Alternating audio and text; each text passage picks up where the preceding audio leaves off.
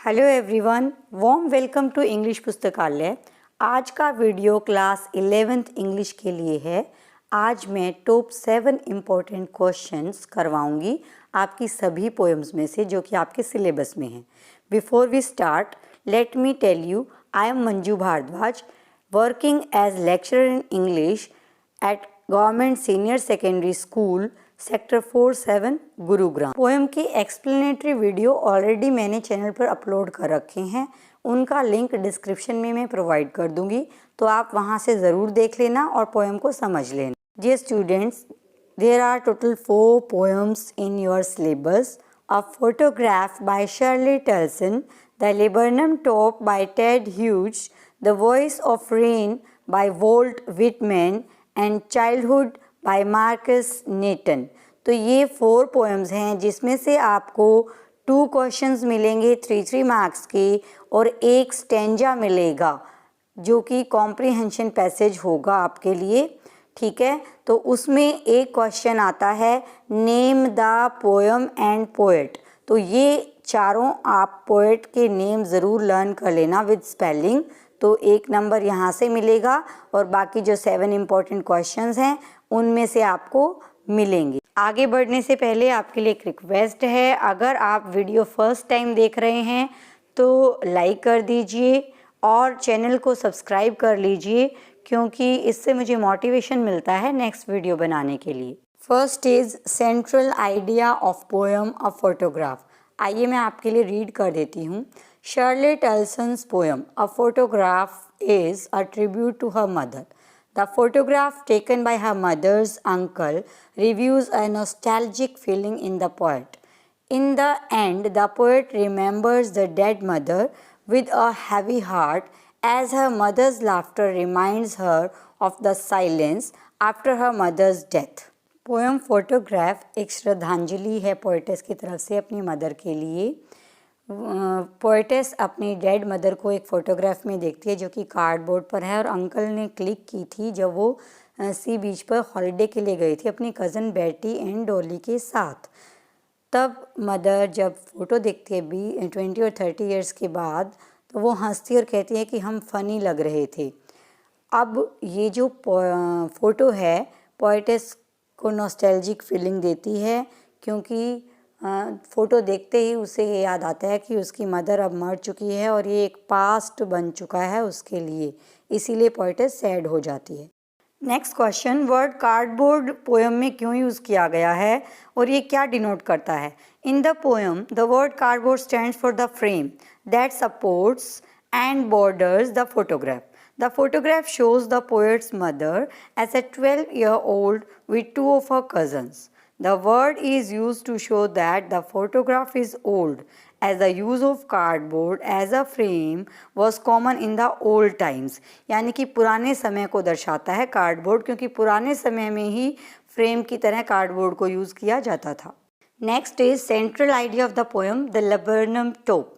It is written by Ted huge.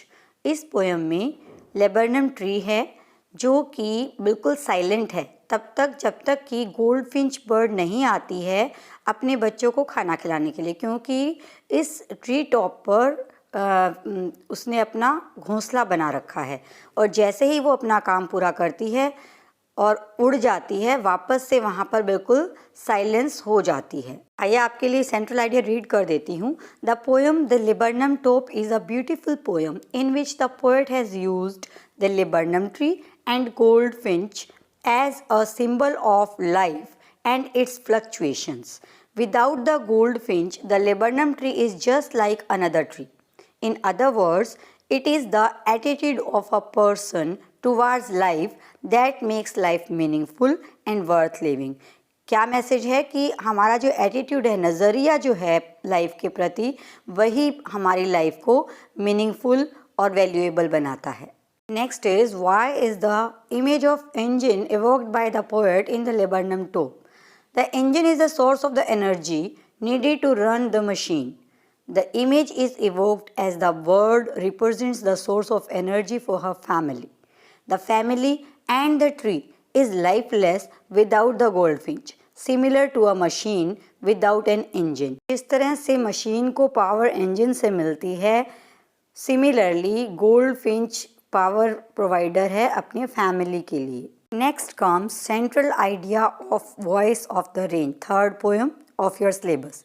The poem The Voice of Rain by Walt Whitman signifies the eternal role that the rain plays in nurturing, quenching, and purifying the various elements of earth.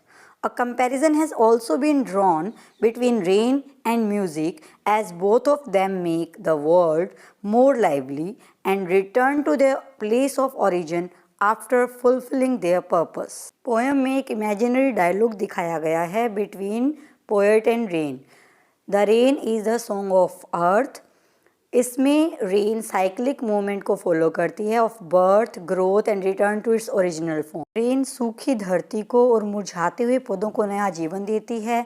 वर्षा सभी वस्तुओं को सफाई कर देती है, उपजाऊ और सुंदर बना देती है और फिर अपनी वापस उसी फॉर्म में लौट जाती है. इस बात की चिंता नहीं करती कि उसकी सेवाओं को पहचाना जा रहा है अथवा नहीं. पोएम में रेन और म्यूज़िक के बीच में भी कंपैरिजन ड्रॉ किया गया है कि दोनों ही अपना पर्पस पूरा करके अपने ओरिजिनल प्लेस पर वापस आ जाते हैं. Question, why are the last two lines in the voice of the rain put within brackets. The last two lines in the poem, The Voice of the Rain, are put within brackets because they are not a part of the conversation between the voice of the rain and the poet. These lines only contain a general observation made by the poet about the course of a song. क्योंकि ये हिस्सा नहीं है poem का, सिर्फ उनकी observation थी जो कि सॉन्ग के बारे में पोएट की ऑब्जर्वेशन को दिखाया है, इसलिए उसको ब्रैकेट में रखा गया है. Now comes central idea of your last poem, the childhood by Markus Natten. In this poem, the poet thinks deeply over the question of his lost childhood. He says that we lose our childhood when we lose the innocence and start to think everything logically. The poem also hints at the hypocrisy prevalent in our society, where people pretend to be nice to each other, but in reality, they do not like each other. This poem deals with the problem of growing up from childhood to manhood.